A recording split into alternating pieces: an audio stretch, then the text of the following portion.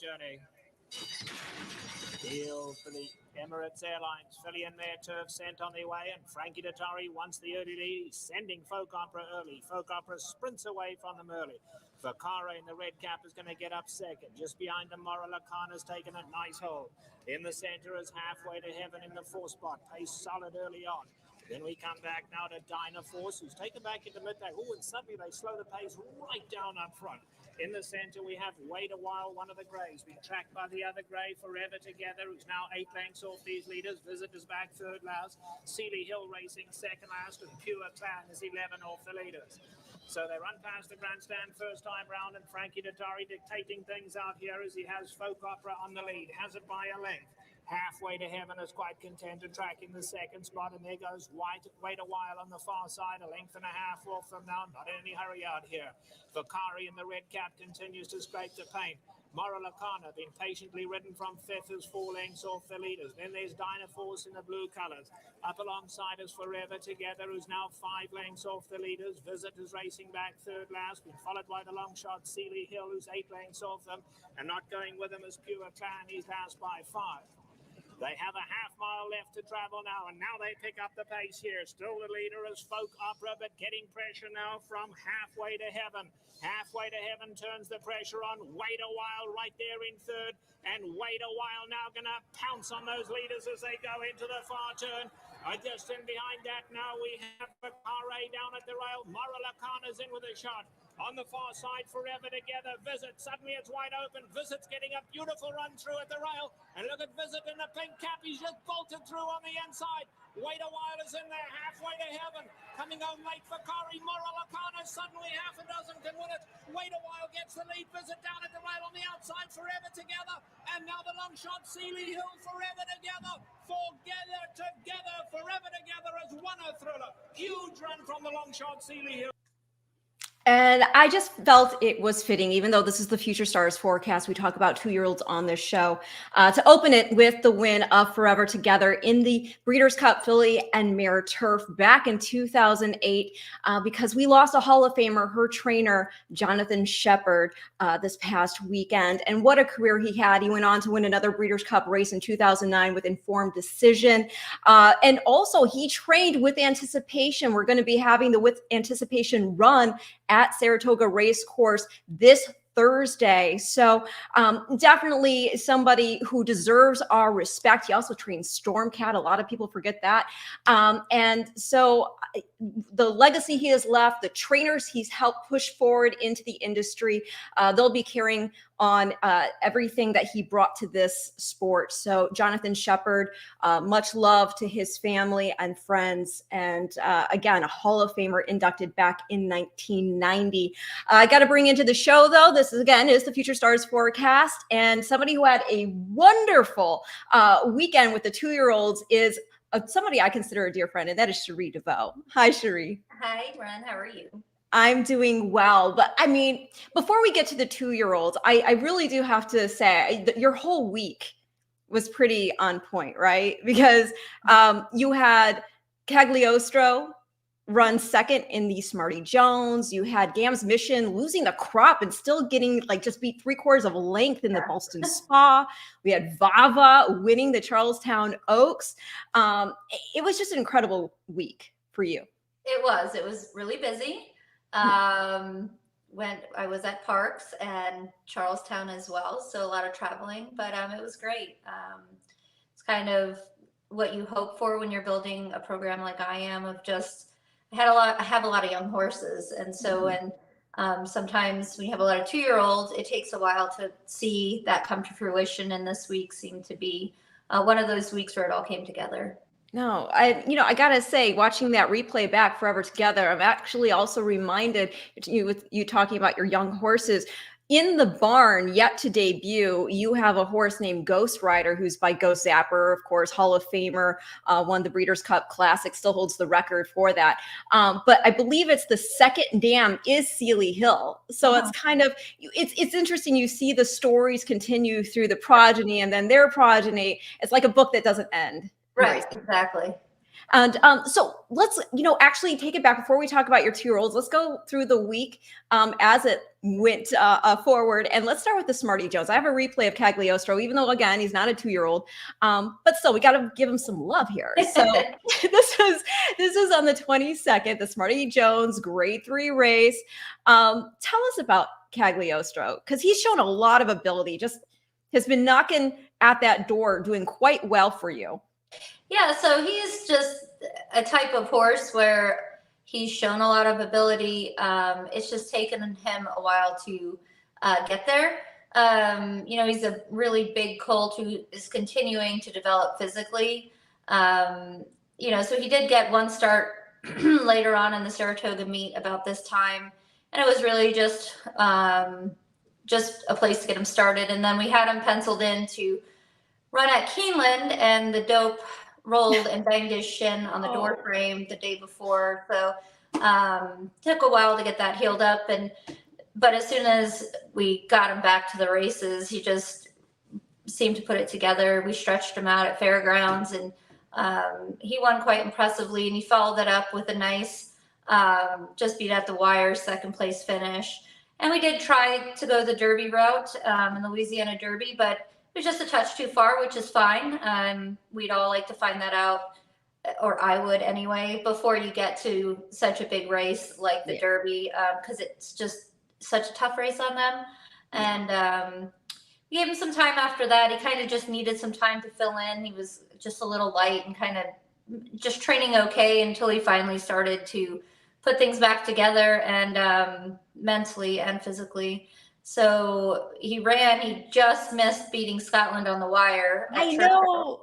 And then he ran third with a troubled trip in the Indiana Derby. And then this is his next shot at the 1 1/16 race, a distance for him. So I'm just really proud. It was he got green right about here. Christian said when that horse bolted, I think thought maybe the horse was pulling himself up and the race was over, because he is a little goofy like that. But no, he ran really well, and we were just quite pleased with. He's run 3 really nice races in a row for us. No, I mean, he really looks like a horse who is trying. He's trying to do what he's being asked. And you just mentioned Christian Torres. He was actually aboard for the 2 wins on your main special weight. What did David call it? A double header. And can you talk about the relationship with Christian? So I didn't know a lot about Christian, and so we started using him at Oaklawn, and I've been quite impressed with him. He's got a great work ethic. We've become quite friendly. He and his wife and his daughter, they've come and visited us and stayed one overnight trip when he was breezing horses in Lexington. He's a natural athlete, and he works really hard to improve himself. I feel like he takes every day and probably watches his replays and tries to see what he could have done different. And when you have a constructive conversation with him, he'll take your criticism and try to implement it into the next horse or the next time he rides that horse. So I think he's really improved, and he's an improving rider, and it's exciting to be part of where his career might just start doing this, and it's fun to be part of that. I'm sure. And wait a minute, because we're going to go back. Sorry, I don't mean to interrupt. No, of course. I did not know that Christian used to work for Chad as a hot walker right out of high school at Saratoga. Really? And David had made a watercolor for me of Lady Eli. And when David didn't paint it himself, though, right? No, he did not paint it himself. He had it made for me, the wedding gift. And he says, "That's my favorite horse." And I said, "What do you mean?" It's not like an obscure horse, but it was just kind of one. We've got Frankel, and we've got paintings of American Pharaoh. There's all kinds. And he says, "Well, I used to be her hot walker when I was in Saratoga." So it was just a full circle moment where I didn't even realize he even worked for Chad. I was always at Belmont, so I'd never met him prior. And it was just very neat that we could share that little piece of our history together. I love that. Wow. You see, like you said, it's just coming around, right? Yeah. And you guys are knocking it out of the park together. Gonna talk about moving back to Saratoga. Now we're going to talk about Tyler Gaffalione, who I love Tyler. He was aboard GAM's mission for you there in the grade 2 Ballston Spa. I have the replay here. She does finish 4th, but she's only being 3/4 of a length. And this is after what happened with the crop. How did we lose it? Well, it was raining and it was drizzling when we went out there, and it kind of stopped. And he said that he took his gloves off prior to right when they were getting ready to go into the gate. He decided to take his gloves off because it wasn't raining. But then the rain picked up, and I just think he lost his grip on the with the rain getting in between his yeah. There's a lot. I've used to gallop, and I've galloped plenty. I wouldn't ever say that moving crop around was ever my forte. And I think he was probably more embarrassed by it than I was upset, because he was apologizing profusely. And I just asked him, did he think it made a difference in the outcome? And he said yes. It just stopped his momentum for a second. And it's got to throw you for a loop when you're trying to catch something. You tried to catch it. Of course. But, I'm just proud of her. She always tries so hard. And, it is what it is. I try not to be too hard on these guys. I said, I'm not out there. It's a dangerous job. And, I told him, I said, I'm not going to be hard on you as hard as he was being on himself. So, little bit, you wish you finished 3rd in a grade 2, because we are just trying to improve her resume at this point. She is slated to be in the November sale at Keeneland. So, we're just trying to improve her resume, but she puts in her run every time, and she's just such a neat mare now to have. And she's been so special to us. Adrian, it's her favorite. And she just bonded with her instantly as a 2-year-old. So, it's just having these types of horses, and she's 5 and she's lightly raced, but every time she runs, she does put her best foot forward out there. I know. Like you said, she there goes the crop right there. Oh gosh, you're right. And he's riding for all he can right here, trying to urge her on. That's tough. That is tough. But tell you what, girlfriend was making it count. The bettors gave her no respect. 16-1. That's all right. I mean, it was a tough race, and you're beating 3/4 of a length to some of the best fillies in the country. So really, what can you be upset about? I mean, we all hope to have better placings, but the fact that she goes there and she comes back safe, and we can run another race, it's all that matters. No, I know. It's just when we talk about the matter of lengths, right? I mean, she's so close to being a grade 1 winner. She's already a grade 3 winner. She won the Mint Julep last year, and it's really nice to see a horse that you brought along since the very beginning, going back to 2020. And it is fun to watch them grow up. I'm sure you're going to be sad, and Adrian as well, when she goes off, but maybe you get the babies, right? Yeah, you never know. Exactly. And by the way, everybody, this is a live show. So if you want to ask a question, as Cherie said to somebody else, I saw you on social media saying that you don't bite. It's true. You don't. So if you have a question for Cherie about training, about anything, feel free to jump on in. And I mean, I will also say this, because I don't want to act like anything is being ignored. Of course not. We obviously witnessed a tragedy at Saratoga this past weekend with New York Thunder. And not only that, but earlier in the card, Nobel sadly passed as well. You were so sympathetic and so mindful and considerate that when you have this big weekend, you didn't want to be all rah-rah sis boomba. You really made a point to say, hey, of course our barn is happy. We put in a lot of work into our horses, but we're so also thankful that our horses are back in their stalls, and we feel for those who aren't. Right. And I mean, we ran a lot of horses this week, and not all of them are topics of discussion on your show. And anytime something like this happens, it's only natural to just be a little extra appreciative of every single team member that looks after your horses. We have a few different divisions, so it's not like I can be there, but you know, we've been really, I'm going to knock on wood 100 times anytime, but we've been really lucky that sometimes it's not an easy call to x-ray a horse or to check in or do extra diagnostics, but we've caught just a few that it might not have worked out if we decided to work them. And you know, you just try so hard to minimize anything like that, any type of injury. So, you know, my heart breaks for the people that care for them, because it's the hardest thing that anyone will go through, for sure.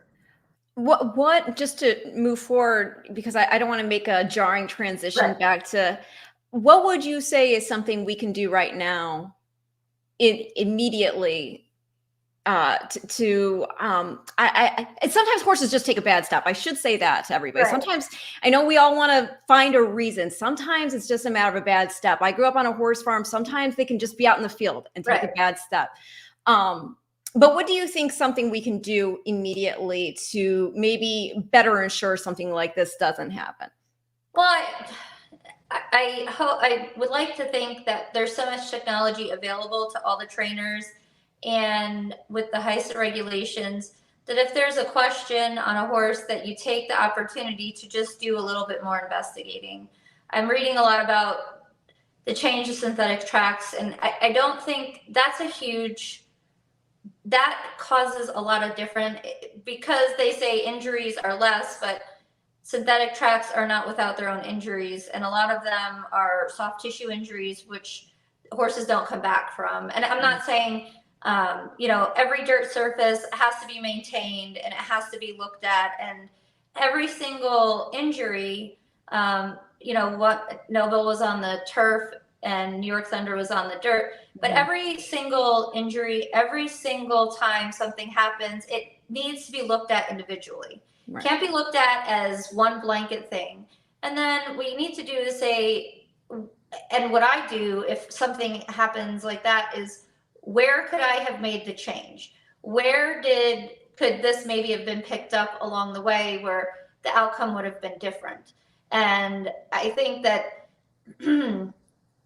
it's hard as rule makers and oversight committees to come up with blanket rules, but I think it's fair to say, okay, well, if this horse, I'm looking at the work pattern and the work pattern's different, and maybe it got vet scratched, or maybe it's been on a watch list, because all of that is in an internal database. And if they have a question, and you know, maybe we need to come up with programs where it's just not to the owners, maybe the HPPA or the tracks, or you know, there has to be some way to make it easier and more appealing.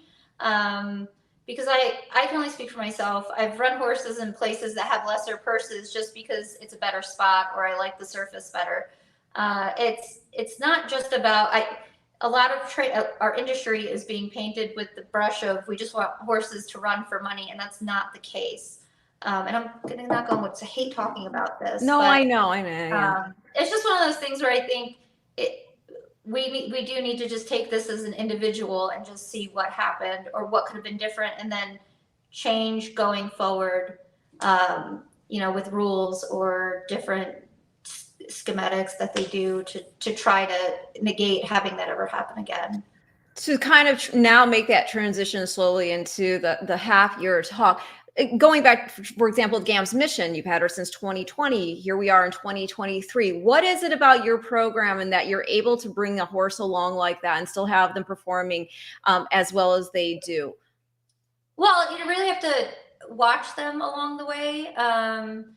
She's had a couple little hiccups, and we've just, the Corbett family has been great about, you know, giving her time, pointing her to races. Just, again, we have the same conversation. We just try to make every race count for her. So if she's not doing well, or she's seen Dr. Bramlage for a couple minor things, and we just give them the time, giving her the time. She did a lot of growing. She's not nearly the same horse at 2 and 3 as she is at 5. She's a huge, just really impressive physical now, where she used to be kind of a little light, really feminine, and she's a totally different horse. And when horses make that change, their body, everything on their body changes. So you just gotta listen to them, and run them when they're ready, train them when they're doing well, and if they're not, you have to give them time or back off or turn out. It's just a matter of those adjustments, like you said. And Correct. I always say this, maybe you're bored of, I always say you are a horse whisperer. You're somebody, you figure these horses out. You do though. I mean, and I've seen you do it from the physical side of it, and I've seen you do it from the mental side of it, and working these horses out. And you really do follow with that. There's not one size fits all when training a horse. And a lot of people like to think that they're machines. And even when we look at them in handicap, we're like, oh, the data says the horse should do this. Right. Well, hello. Right. I mean, you just never know. And so many different variables come into play with all of it. And so I'm so thrilled for the week that you had, and now taking it to who, I mean, you consider Vahva to be the star right now, right? Well, there's a couple that are stars. She's one of the shining bright ones, but she just ran, so that's why we're right. Oh yeah, what have you done for me lately, right? Yeah, she won a grade 3, so she gets to be the star this week. The There star you go. student. It's like when you remember in school they used to have the stars, and yeah, the student of the month. She's the student of the month. Yeah. So Vahva, here she is, winning the Charlestown Oaks, which for those who don't really follow racing very closely, or just the different configurations of track, this is a 7 furlong race, but it's run around 2 turns. So when you're approaching a race like that, how did you go into it? Well, we actually had her pointed towards the test, and she had a really poor breeze, which is unlike her prior. So we just regrouped with her. Mm-hmm. The reason why we landed on this race, number one, the timing. And number two, she's run 2 turns before and at fairgrounds, and she actually didn't run poorly. She just isn't a 2-turn mile and a 16th filly. We tried to do the Oaks Trail with her, and it just wasn't her gig. And ever since we've cut her back in distance, she's been much more effective. So I had a feeling she'd be able to be really effective in this spot, because she can handle the 2 turns, and she has tactical speed. So prior to the race, when Johnny and I were talking, the 2 definitely had the speed, and then Tyler did the right thing on the outside by going, just because if you're going to go more forwardly placed, you have to commit to it, or you're going to get fanned wide, especially with the 10 posts. So yeah. I think Tyler did a really smart thing there. And Johnny, as we discussed, he just let the 2 go, and he tucked right behind her. And that was kind of the plan from the beginning. So, she settled in, and she came with that run. And, I don't know if she was hormonal or what the heck her problem was that week. She breezed poorly, but she came back, and she had a couple nice breezes, and just gave us the confidence to point her into this race. And, she looked great, and, all things were pointing towards trying it. So obviously it worked out for it. Well, I love this. Once she changed that lead and got up alongside, just like, sayonara, I'm gone. Yeah. Yeah. I love that. I love that so much. And I also love this because I think it was Jason Blewett. He went and he visited her after the race, and here she is back at Saratoga in the barn, and looking bright-eyed and happy.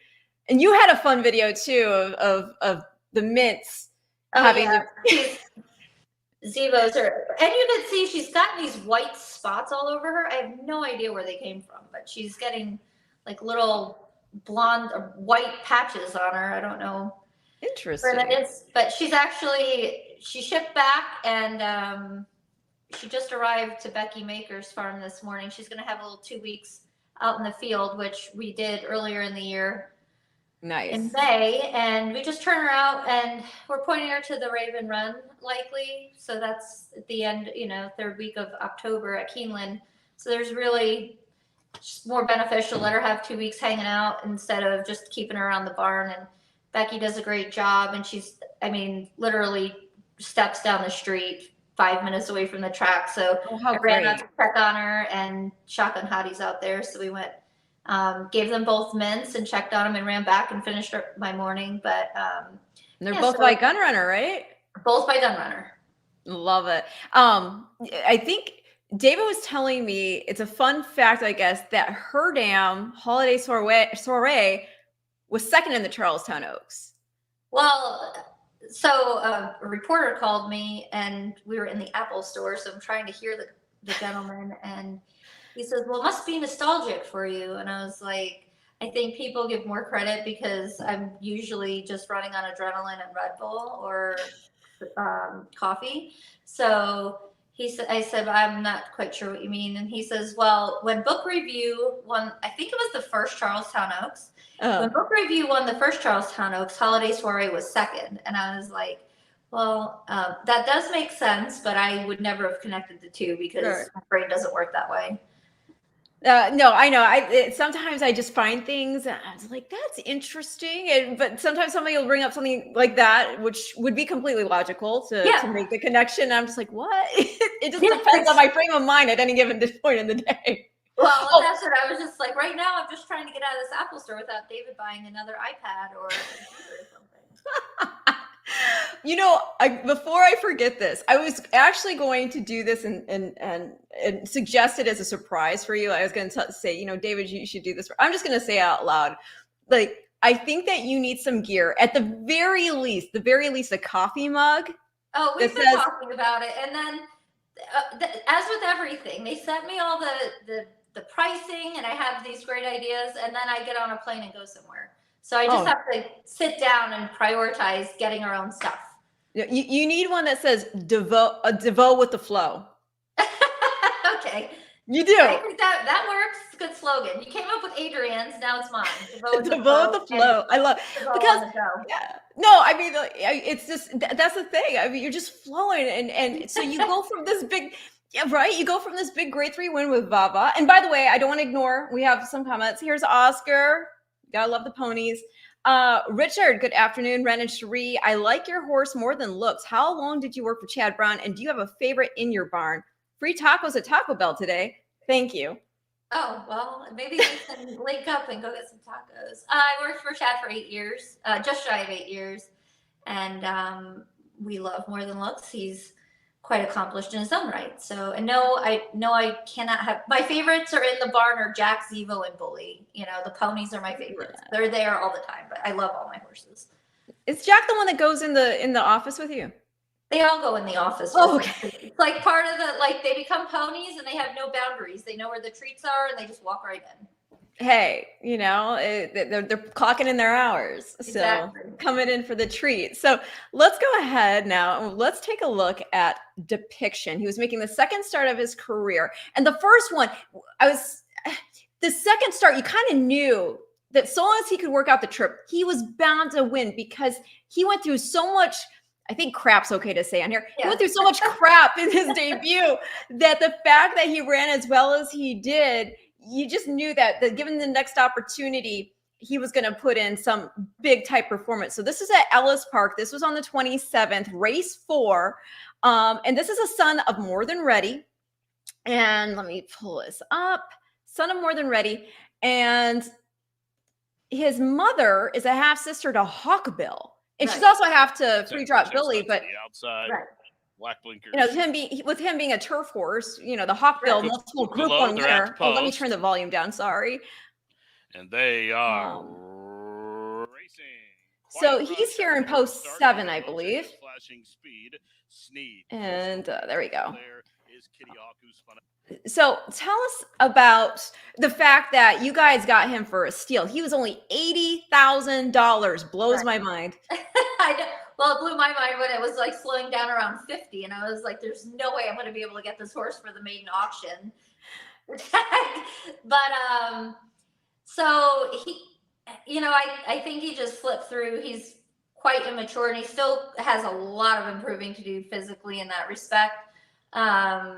He just kind of, he's a little narrow. He's just all turf. You know, you look at him, he's all turf. So I think that kind of negated why there were some big, handsome colts that day. So he might have just slipped through the cracks, which generally never happens for us, but it did. And he had actually trained a lot with more the process. Sorry, my brain just stopped working for a second. He had been training with the process. Now you could tell the process handled the dirt a lot better than he did, but this was just when they were getting fit. And to be honest, I was really surprised in his first race that he found himself so far out of it. And Christian's, he had the rail, and the two, when they broke, came over on him. He kind of sucked himself out of the race. Yeah. And then he said when he was back there, he was just kind of lost in his first start. So, and then at the 3/8 pull, he grabbed the bridle and he made that nice runs, which was more like what we had seen in the morning from him. So I'm really confident in his second start and hoping that he connected all the dots, and he did. And he seems to be really mature mentally. You know, he's definitely more forward in the mind than he is in the body, but he's really exciting. And he'd be one that we would try something like the Bourbon or the Pilgrim to try to step it to the Breeders' Cup juvenile turf. But he just, again, we just have to make sure he comes out of it and moves and continues to move forward. Well, I mean, and you know what you're talking about, how the mind is there. Again, if you all watch the first race back, he's inside. A lot of horses, especially young horses, they lose their mind if they don't have a clear run. And here he kind of makes his trip, right? Because going into that first turn, he's got the horse to his inside. He has a horse or two to his outside flanking him, goes around the turn, and then just kind of sits back. And he's patient. And then he makes his move coming around. I love seeing that. And the fact that he still, as you're saying, has the body to still yet to even come. And the fact that it looks like he's toying with them there. I think he's a very exciting horse. I don't want to, put too much pressure on, but I love when you're talking about the Pilgrim or the Bourbon being a potential next start for him, because that would mean hopefully we get to see him on Future Stars Friday in the Breeders' Cup turf. I love it. And what do you make of that? I mean, okay, we're going to be at Anita, this 40th anniversary of the Breeders' Cup. The turf course there versus other turf courses, is there anything that's different? Do we make too much of one course to another? Or is there a quirk? Well, some turf courses are definitely different. So if you're talking about Kentucky Downs, that's not going to be right. That's the standard. Keeneland's turf course is just a little bit, the base is different than a lot of other tracks, where some of them can really like it or some of them don't have an affinity for it. But Santa Anita has a pretty firm turf course, which is more like most tracks. So, it's just kind of, it depends. And it also depends on the weather leading up to each race. So if you get a lot of rain, you're going to have given it. If you don't get any rain, it's going to be hard. So, and it might play differently where the rail is. So, I think it's something that might be too overhyped or thought about, but I try not to think that hard because I have a lot more on my brain. Well, what about the shipping aspect? Has that gotten better? I know the past couple of years after COVID, it got really hard with the shipping, flying the horses across the country. Has that gotten better? And with a young horse in particular, how do you go about that? Well, it's the same. We used to have the service. Why is my brain just not? It's okay. I've been up since 6:15, which is late for you, I'm sure, but for me.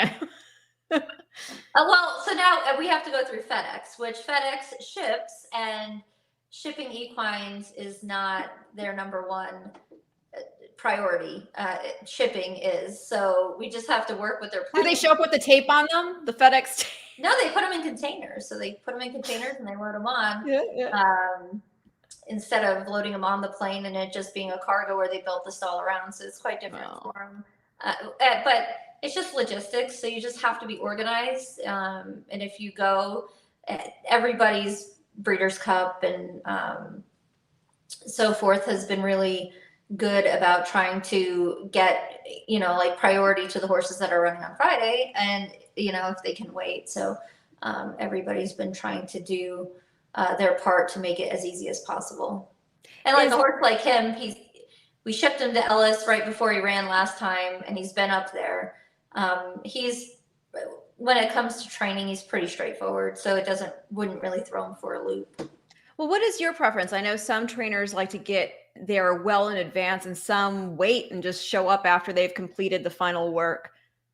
Well, I shipped Haravi, who ran on the dirt, just shipped her right up there. So it's always whatever the trainer is comfortable with. So if you're going outside of your comfort zone, you're just not going to feel great about anything. So if you feel better going up and getting a breeze over the track, then I think that's what you do. And if you're somebody like me who says, I'd rather keep everything uniform until we go up there and it's a couple days and we just try to make do with what we can, then that's what works for me. So, it's whatever is within anyone's comfort zone.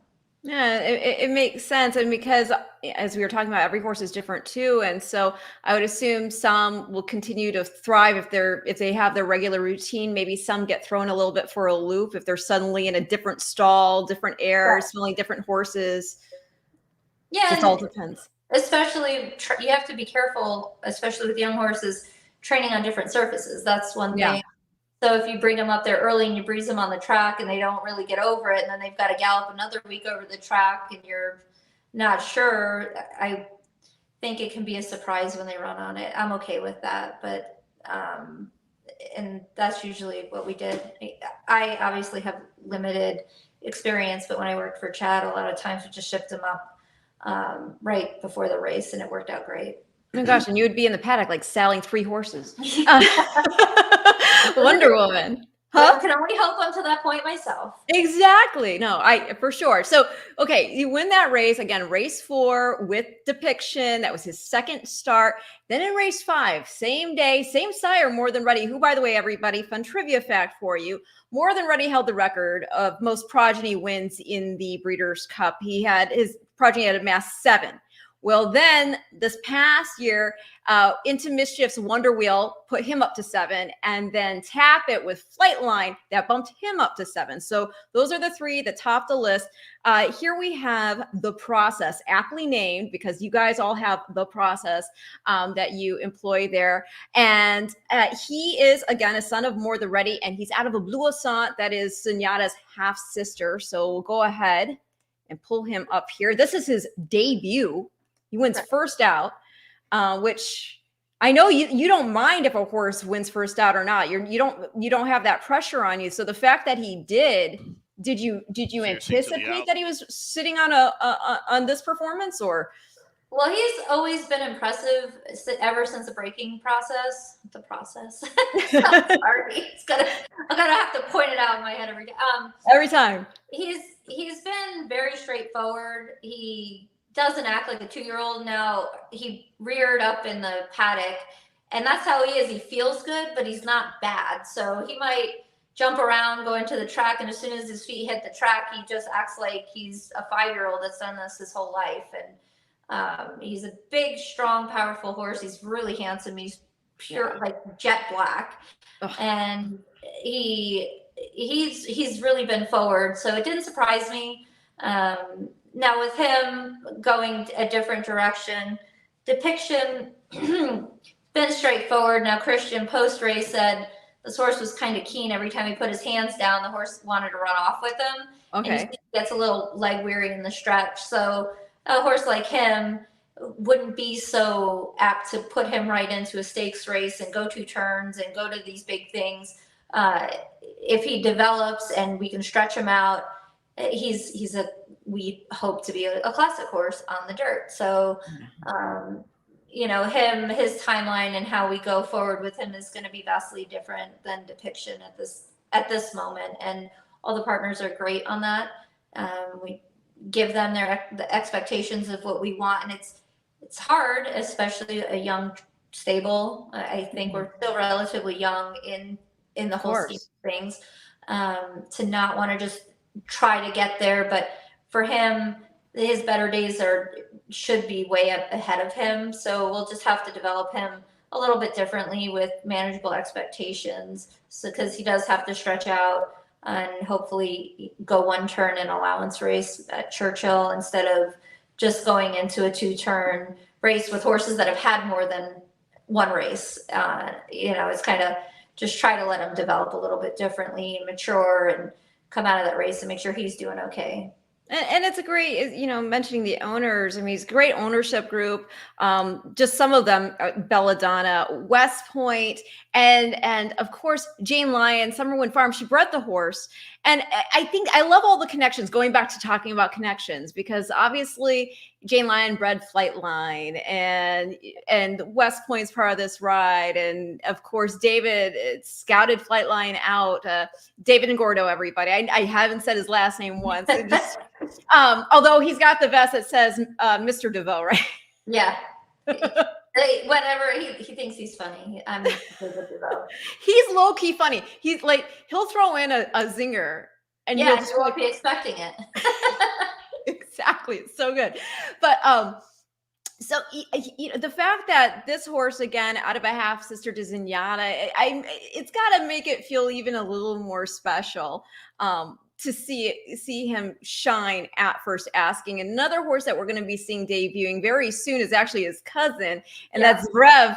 And he's by Oscar Performance, and he's out of another Zenyatta's half sisters, Balance, who is an accomplished racehorse herself. So how's the Rev doing? He's doing really well. If I'm even saying that right, I know it's a tennis player, so I don't know. We say Zverev, but Zverev. It's not like I have these language classes for all these horses with weird names. So we just go with the best we can. And when the announcer says that, I'm like, I might have been saying that wrong, or maybe they're saying it wrong.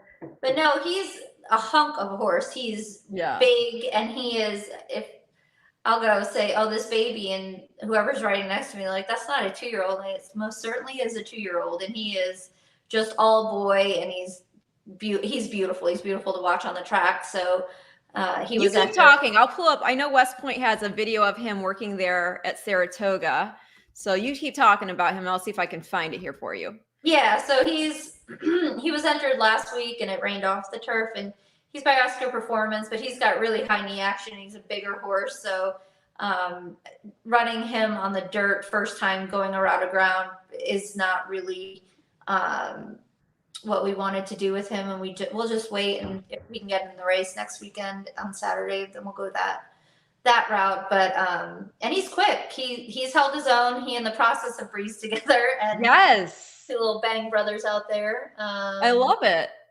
But he's breezed with him before, and he's quick, and he's plenty fit. He's got a lot of works under him, but he might be one that we're going to run 2 turns. He might be a Depiction type where he needs a race and then needs to have an aha light bulb moment.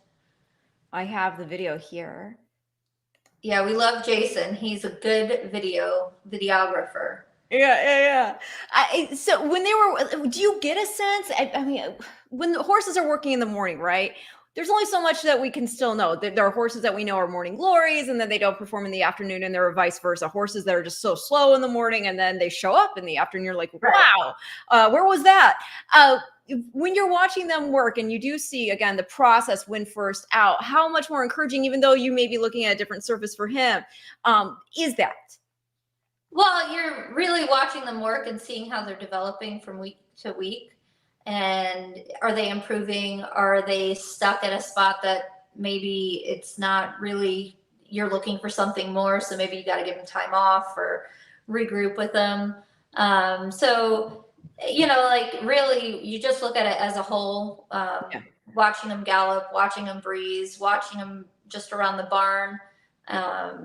So, the breeze is like a snapshot of where they're at, but you really just try, especially with the younger horses, to see how, just as a package, they're developing. And when you're working them, how is it different also? I mean, I'm just going to pick your trainer brain all the way through. Working them in tandem versus working them by themselves, where do you feel like you see the most of what that horse really is, or the talent they truly possess? When they work in company, really. And you can just see if they have the fight or if they just give it up. And even if they get beat, sometimes it's not a bad thing if he's breezing against the process and the process beats him in a gallop out, but he's still trying. He just doesn't done. That horse is gone. So you can get a little bit more of the personality. Now, like I said, he was ready to run on Friday, and we're re-entering him. So we just gave him an easy maintenance work this week, just because he's had a couple gate works and he's I don't know, he's ready to run, so we're comfortable to run him with where he's at. So it just was an easy move. How difficult would you say it is when you have to regroup when a race that you were pointed toward is canceled or changed? Sometimes it can be really frustrating if there's not another race on the horizon. Yeah. Luckily it's just a week, or when More Than Looks was in the paddock and they canceled, it's just a week. So it depends. Now, if a race rains off and you're at, say, Keeneland, and there's no race for the next foreseeable future, meaning the next week to 10 days, well, then it becomes, it's really difficult, because maybe you have to skip a breeze if the horse is overly fit, because you just don't want them to get hurt doing too much. So it's just, most of the times it's not really that big of a deal, but sometimes it can get really frustrating.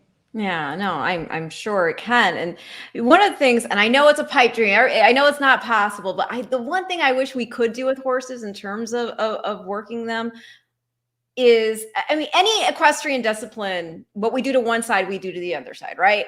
Right.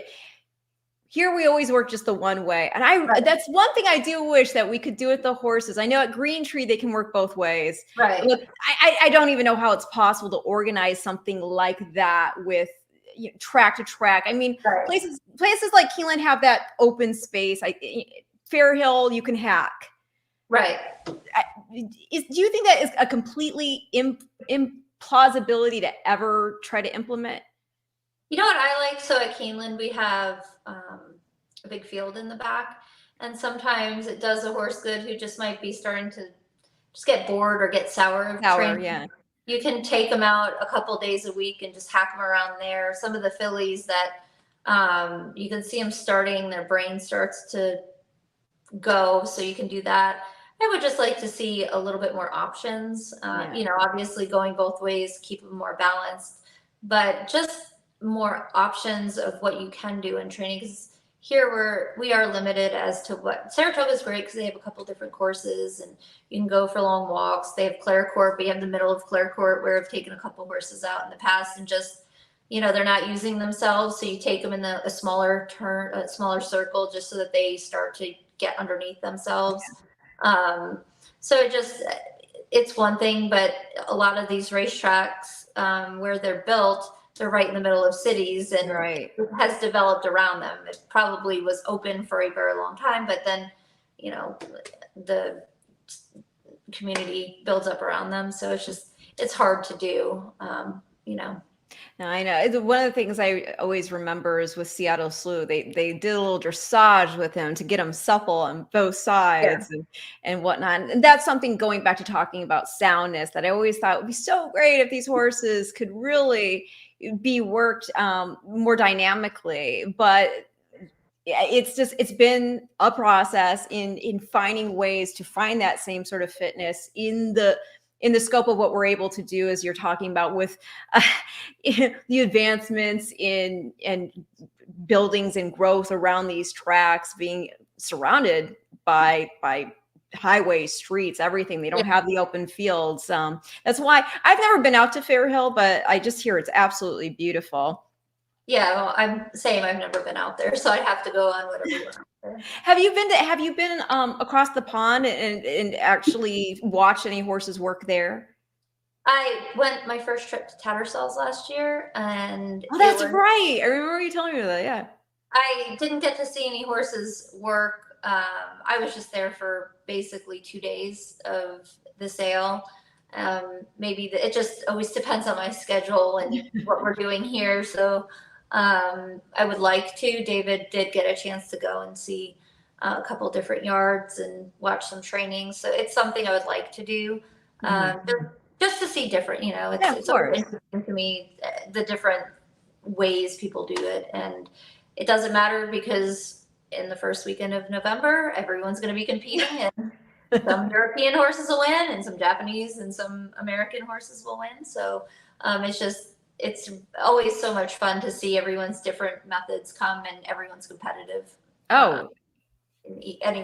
Every different way they do it. Undoubtedly, but let's talk about what's coming up for you, because you have some very interesting horses entered. Let's talk right now about She Feels Pretty. She won her debut. She's entered to run in the PG Johnson on tomorrow, actually. And this is a race that's been pretty productive in seeing some fillies go into the Breeders' Cup Juvenile Fillies turf. Let's go ahead. I have her debut here from July 16th at Ellis Park. And again, just talking about the fact that you're fine with taking your time with these horses. If they win first out, great. If they don't, it's an education. Yeah. And here she does it for you at first asking. Well, and she actually, this filly's been kind of, I don't want to say surprising, but she came in and she was just starting to come around at the farm, the demerits broker, and Valerie had said, her last breeze, she really kind of had a moment where she just put it all together, and she'd been breezing well. It just was like totally different. But when we got her, she was just really forward. Her first 3 ace, I think she went 36 and then 47 for the half. So, she was ready to run, and I don't believe there were any 2-turn races that have gone yet on the turf. So the Jacksons, again, I feel really blessed to be able to work with them and with Doug. They're just such special people. And I just said, she's probably going to come with the run, but I don't know if 5.5 is going to be enough. And they'll make liars out of you. But, because she is quick enough. I didn't think she'd find herself way in the back, trailing. But so hopefully the weather holds off, but she trains well enough on the dirt that it would be, we've discussed, we might leave her in, but it would just have to depend on how the track is. Because if we don't feel the track is, the best for her, we'll just wait and regroup. I will say from that debut, every horse but 2 has run in the money in their next starts. Yeah. There have been 3 next out winners, including the runner-up Maya's Halo. So obviously a pretty productive race there. And if it does run in every, on the turf as it's scheduled, how do you look at this race? I mean, again, we're going to go now to the mile on the 16th. Right. Well, and she's actually pretty agreeable. Tyler breezed her on the turf once. Here. Oh yeah, I'm sorry. I should have said Tyler. That was Tyler aboard, everybody. Yeah, Tyler is. No, Tyler was not aboard on that race. Corey Lannery was. I'm sorry. Tyler will be aboard. Sorry. Tyler will be aboard for the PG Johnson, and he was aboard her just one work on the turf a couple weeks ago, and. He was just really impressed. She just acts like she's an older horse. You kind of forget she's in the barn because she's just very straightforward. So, she's just going to have to ration out that speed. She has a nice turn of foot. And we'll just have to see if that's as effective around 2 turns as it was at the sprint distance. Okay. And so again, that she's in post, where are we here? Post 8. And again, you're right. Obviously, Corey Lannery was aboard for the debut. We've got Tyler Gaffalione. How's he doing? I know he was sore. Have you heard anything? I was texting with him after, and I spoke with Matt, and it sounds like thankfully he's okay. And being sore is all that he has. That's a lucky day for him. Right. No, absolutely. And again, She Feels Pretty, post 8, 6-1 on the morning line. Don't dismiss the Cherie DeVaux runner. It's a full field of Miss Sense has entered main track only for Todd on the outside there. So we got 10 horses if it goes on grass. And what is the forecast? Because you're mentioning is there rain? They got a little bit of rain this morning, and there's some showers forecasted overnight. Okay, so we'll keep our eye on that. And now let's talk about, let's see here. We have, of course, the opening day of Kentucky Downs coming up on the 31st. That's Thursday. And in the very first race, you've got Oraculous. She actually debuted going 6 furlongs on dirt. She's going to be going 6.5 furlongs on the turf course. So tell us about this girl. I don't have the replay because I figured it was a dirt race. We're going turf now. It's just okay. She trains well. She's not really snappy in the morning. She just kind of goes through the motions. She does have some turf in her pedigree, so we just wanted to get her started.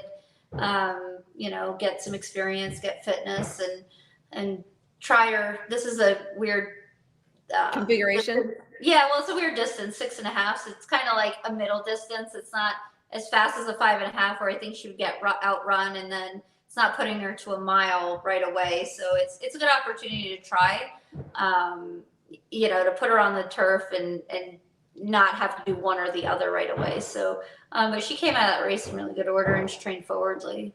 Wow. And what do you make of the 12 hole when you're looking at a turf course that's basically that kidney shape and the undulation? We always have to say it. It's the undulating turf course. The undulating turf course. It's always just going to be dependent on how she breaks and what everyone else does. So if they break and go way ahead of her and she can tuck in, now if she breaks and they're all going, then, it's a different story. So it's just, they're all, young horses. So it's hard to handicap what's going to happen. You got Christian Torres aboard again here. And I mean, you got to love these purses for this. I mean, this main special weight is $150,000 purse. Oh, yeah. So Kentucky racing is great. I'm not going to complain. No, of course not. And on that same card, race 4, not a 2-year-old, but still about time. We should at least mention for our viewers who are looking for handicapping angles. Let's see how she's coming into this race. What can you tell us? So I'm kind of interested in having, hers is 6.5 as well, I believe. Mm-hmm. And she's come with a run. She ran a stake last time, and she just kind of misses. She's coming, but only beat a length and 3/4. Right. So for her, it's a good opportunity to try. She, as I believe, is in the Keeneland sale in November, penciled in to go. So this is just a nice. She turned 5. She trains really well. She's a beast of a mare now. So this is just an opportunity just to try for the partners to win one.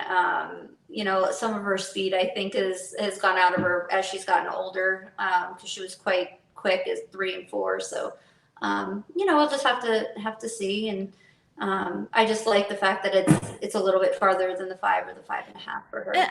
Yeah, I mean, the other thing I would say with the Clarksville handicap, they're at Horseshoe Indy, as you were saying, 5 furlongs. I mean, the half was in 46. So if she wanted to try to take advantage of the horse there, I mean, yeah, I think she's going to get something at least, hopefully, more honest here, where she can, right, get it done. Now going back here, I'm going back and forth from Equibase to your entries to the PPs.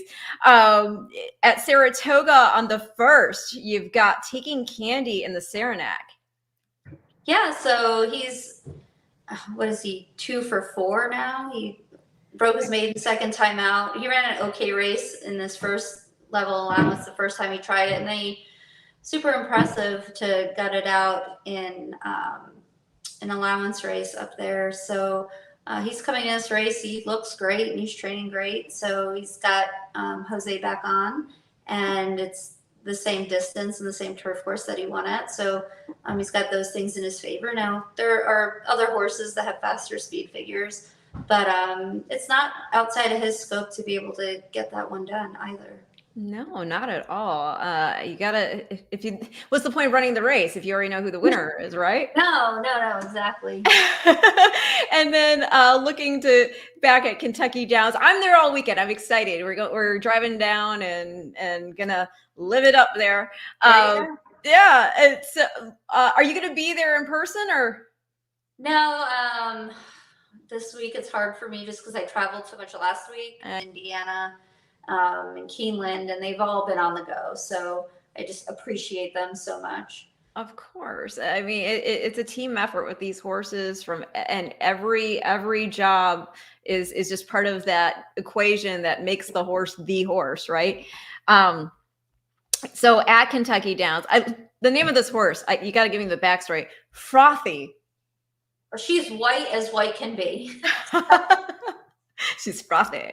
I love it. Oh, I love her. She is very cute. She first time out, she had a tough post and kind of very green. And as with a lot of my starters, improved the second time and ran a much better race and ran second. And she's, again, taking another step forward in her training. And, you know, you won't be able to miss her around when they do the dip. You'll see her white tail hanging out there. She got it from Liam's map. Yeah. Yeah. I mean, so she's on the also eligibles list. How difficult is that for you to have to bring the horse in, not knowing if you're actually going to get the chance to run?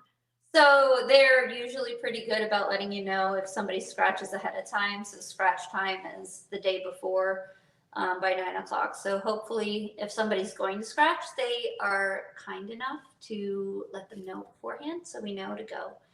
If not, closing weekend, there's another opportunity for her to run. So we'll just point her towards that.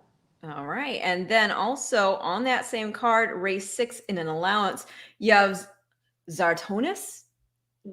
Zartonis? Yes.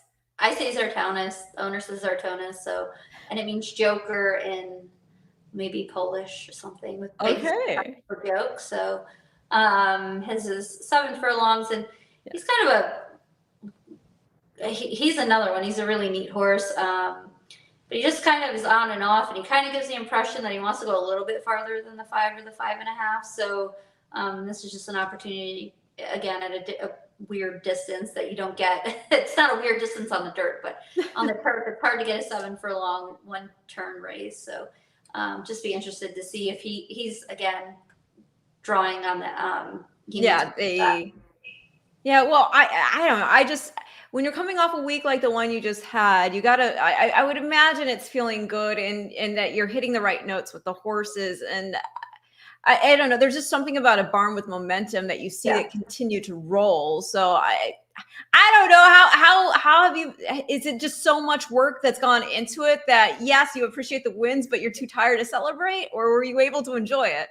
Well, some of it, and usually it's like if you're running at 6 o'clock, you can enjoy it. But in Charlestown, we got home at 2:30 in the morning. Oh my God! And I'm not gonna lie, and I'm not too proud to say that alarm went off at 4:30, and I had really vast ambition. I was very ambitious when I set the alarm, and I was like, that's not. I will not have a single person who wants to work for me because I'm just not gonna be in a good mood. So slept for a couple hours and then came back and then went into the barn. But you know, I think in any aspect, there has to be times when you take a moment and you're just introspective and just really appreciate how much hard work that's gone into this. I can tell you 3 years ago when I first got started, and it was hard and challenging, and then COVID, and then this, and then, you know, no turf course at Churchill.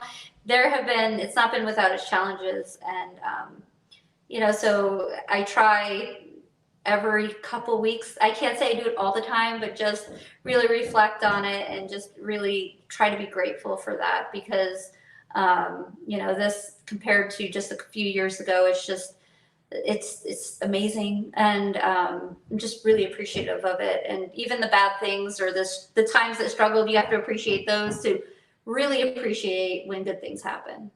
I mean, I just think it's really a testament to your expertise in what you're doing. I mean, you've grown up in this, because as you just outlined, the fact that you're relatively new stable, and then COVID happens, and just all the ins and outs of making sure that you can still operate your barn. And then even more recently, as you mentioned, the turf course not being available there at Churchill, and then having to regroup and go to Ellis. And these are things that you really have to be agile and be able to overcome, you know, make those jumps when that impediment is coming. And you've done it, and you've done it with such grace. And you always come across as somebody who's tremendously thankful for every moment that your horses get to shine, and you never take that glow for yourselves. It's always about the horse and about your team. I love how supportive you are of your sister Adrienne.